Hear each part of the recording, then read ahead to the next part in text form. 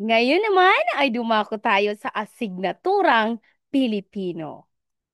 Ngayon naman ay dumako tayo sa asignaturang bago tayo magsimula sa ating aralin, tayo muna ay manalangin. Tumayo tayong lahat, tiklupin ang mga kamay at pumikit.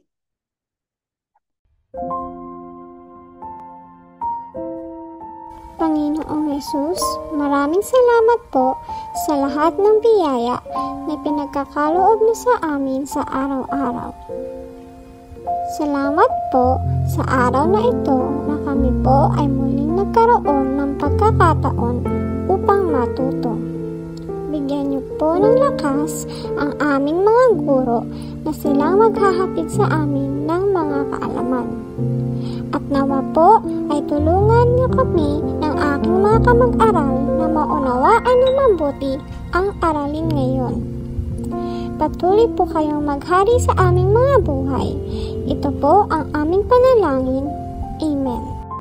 Magandang umaga mga bata! Kamusta ang lahat ngayong araw? Masaya ba kayo? Handa na ba kayong matuto? Bago tayo magpatuloy, alamin muna natin kung sino ang narito at kung sino ang lumiban. Kapag narinig ninyo ang inyong pangalan, sabihin ninyo ang narito po. Maria? Ben? Nakakatuwa at walang lumiban sa ating klase. Narito ang limang alituntunin sa loob ng ating silid-aralan. Basahin ng sabay-sabay. Mga alituntunin sa klase. Bilang una, makinig ng mabuti sa guro. Bilang una, makinig ng mabuti sa guro. Bilang dalawa, magtaas ng kamay bago magsalita. Bilang dalawa, magtaas ng kamay bago. Bilang tatlo, maging magalang sa lahat ng oras. Bilang tatlo, maging magalang sa lahat ng. Bilang apat, paratilihing malinis at maayos ang silid-aralan. Bilang apat, paratilihing malinis at maayos. At bilang lima, gawin ang lahat ng gawain ng buong puso. At bilang lima, gawin. Ngayon, bago tayo magsimula sa bagong aralin, balikan muna natin ang ating natutunan kahapon. Naalala pa ba ninyo kung ano ang ating pinag-aralan? Pwede. Ano pa? Karagdagan. Mahusay. Tinalakay natin ang salitang kilos. Bago tayo dumako sa ating bagong aralin, magsisimula muna tayo sa isang madaliang gawain upang painitin ang ating isipan. Ang pamagat ng ating gawain ay hanapin ang nawawalang bahagi. Handa na ba kayo? Babasahin ko ang panutos. Panuorin o basahin ninyong mabuti ang mga pangungusap na aking ipapakita. Mapapansin ninyong may mga blankong bahagi sa mga pangungusap. Subukan ninyong hulaan kung ano ang nawawalang salita o bahagi ng bawat pangungusap. Narito na ang mga pangungusap. Bilang isa, ang mga bata ay naglalaro blank sa parke. Bilang dalawa, si Maria ay nag-aaral blanko para sa pagsusulit. Bilang tatlo, blanko, tumama siya sa aking lakad. Bilang apat, nagpunta kami sa bahay ni Lola. Blanko, ang araw ay umuulan. At bilang lima, nag-aalaga siya ng hayop, blanko, tuwing linggo. Bibigyan ko kayo ng 2 minuto para sagutin ang mga katanungan. Ngayon, pag-usapan natin. Buo ba ang pangungusap kapag wala ang nawawalang bahagi? Ano kaya ang kulang sa bawat pangungusap? Bahagi ba ito na si Muno Panaguri at Pariralang nagbibigay ng karagdagang impormasyon?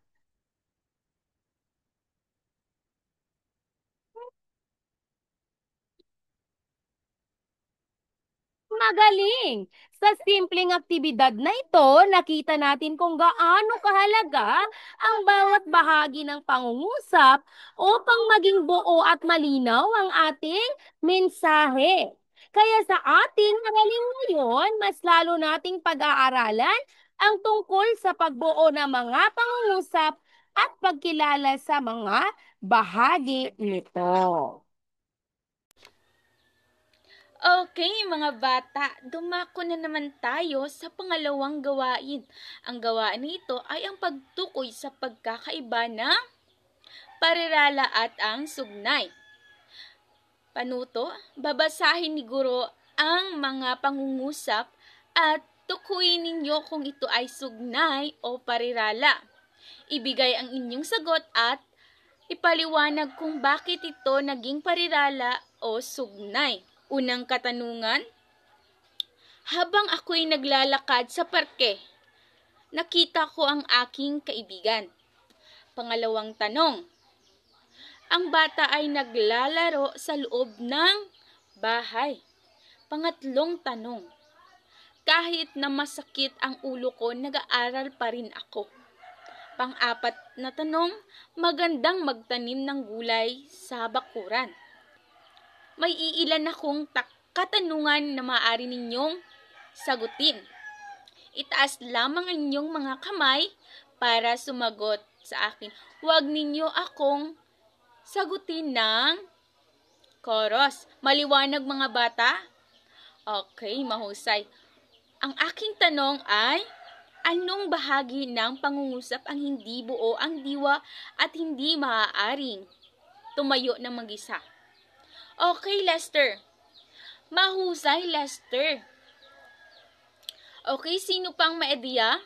Okay, Jan. Mahusay, Jan. Bigyan ng mga tatlong palakpak si Jan at Lester. 1, 2, 3. Mahusay. Ngayon naman ay may pangalawa akong tanong. Anong bahagi ng pangungusap ang may buo at ang may buong diwa at maaaring tumayo ng mag-isa? Okay, Abby. Mahusay, Abby. At sino pa ang makapagbibigay ng ideya? Okay, Ella. Mahusay, bigyan ng tatlong palakpak si Abby at Ella. 1, 2, 3. Mahusay. Ngayon naman ay babasahin ko ang ating layunin. Tara na at simulan natin ito. Pagkatapos ng ating klase, ang mga mag-aaral ay inaasahang natutukoy ang pagkakaiba ng parirala at sugnay sa pamamagitan ng pagsagot sa mga gabay na tanong. Nailalahad ang sariling opinyon at damdamin ukol sa gamit ng parirala at sugnay sa pangungusap sa pamamagitan ng pangkatang talakayan at naipapakita ang pag-unawa sa paggamit ng parirala at sugnay sa pamamagitan ng pagguhit ng isang eksena o pagsulat ng maikling sanaysay na naglalaman ng mga ito. Ngayon, ang ating aralin sa araw na ito ay parirala. Ang parirala ay isang lipon ng mga salitang walang paksa o simuno at panaguri at wala ring buo ang diwa o kaisipan. Halimbawa na lang nito, ang mga hayop sa gubat. Mga bata, ito ba ay buo ang diwa o ang kaisipan? Mahusay! Ngayon naman, may pangalawa tayong halimbawa. Sumasayaw sa palatuntunan. Mga bata, ito ba ay may buo ang diwa o ang kaisipan? Mahusay! Ito pa, Halimbawa, ang mga bulaklak sa hardin, ang mga estudyante sa eskwelahan, nagsipaglinis ng bakuran. Lahat ba ng aking nabanggit mga bata ay may diwa o buo ang kaisipan? Mahusay mga bata, lubos akong nagpapasalamat at labis akong masaya dahil kayo ay may natutunan sa ating aralin. Ngayon ay bigyan ninyo ng 5 palakpak ang inyong mga sarili. 1, 2, 3, 4, 5. Ngayon mga bata, dumako naman tayo kung ano ang pagkakaiba ng sugnay sa parirala. Sinong may nakakaalam o ideya kung ano nga ba ang sugnay? Okay, Laika. Mahusay, Laika. Ang sugnay ay isang lipon ng mga salitang may simuno at paksa at manag-uri. Maaaring buo at hindi buo ang dalawang ipinapahayag ng sugnay. May dalawang uri ng sugnay. Sugnay na makakapag-isa, sugnay na di makapag-isa. Ang sugnay na makapag-iisa ay isang uri ng sugnay na may simuno o paksa at panaguri at nagtataglay sa kanyang sarili na buong diwa at o kaisipan. Sino makakapagbigay ng 3 halimbawa?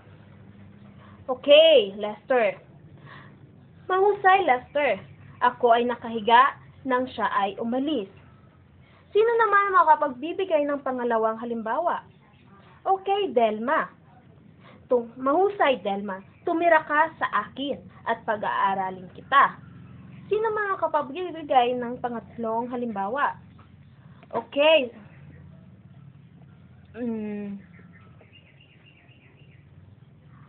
Ben.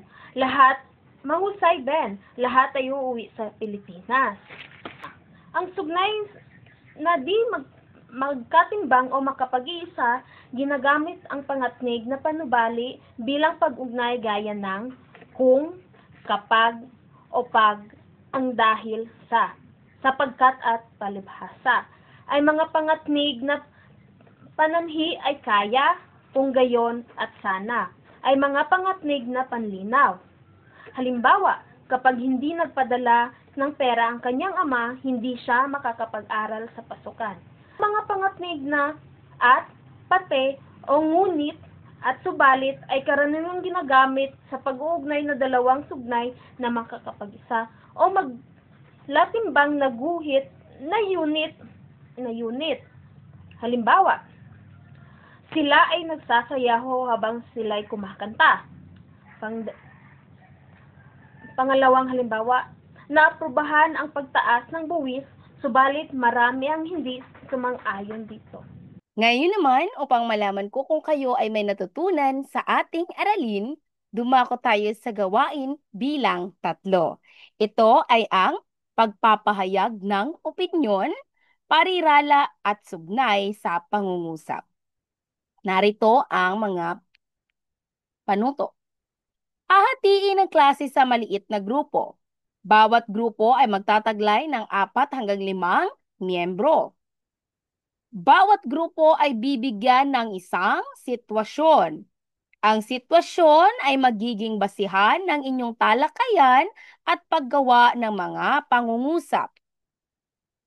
Gamitin ang parirala at sugnay sa paggawa ng mga pangungusap ukol sa sitwasyong ibinigay. Pagkatapos ng talakayan, magbigay ng opinyon ang bawat grupo tungkol sa gamit ng parirala at sugnay sa pagpapahayag ng mga ideya. Bibigyan ko kayo ng 5 minuto para sa gawaing ito. Ngayon naman ay dadako tayo sa ika-4 na gawain. Ito ay ang pagpapakita ng pag-unawa sa pamamagitan ng paglalarawan at pagsulat. Narito ang mga panuto. Gumawa ng isang guhit o maikling sanaysay na naglalaman ng parirala at sugnay. Ipakita sa iyong guhit o sanaysay kung paano nakakatulong ang parirala at sugnay sa pagpapahayag ng iyong mga ideya. Siguraduhin na gumamit ng kahit isang parirala at isang sugnay sa iyong gawa. Ipresenta ang iyong guhit o sanaysay sa klase at ipaliwanag kung paano mo ginamit ang parirala at sugnay. Mayroon lamang kayong 3 minuto para gawin ang aktibidad na ito. Paliwanag ng gamit ng parirala at sugnay. Ang parirala, magandang magtanim ng puno sa paligid ng parke. Hindi buo ang diwa at hindi kayang tumayo ng mag-isa. Para lamang itong charger, mga mag-aaral. Kapag wala ang ulo ng charger, hindi ito gagana. Tama ba? Katulad lamang yan ng parirala. Hindi buo ang diwa at hindi kayang tumayo ng mag-isa. Sugnay. Habang naglalakad ako sa parke, may buong diwa at kayang tumayo ng mag-isa. Ngayon naman, subukin nating sagutin ang mga pamprosesong katanungan. Paano inilarawan ng bawat pangkat ang sitwasyon ng isang ina sa kanilang pagsasadula?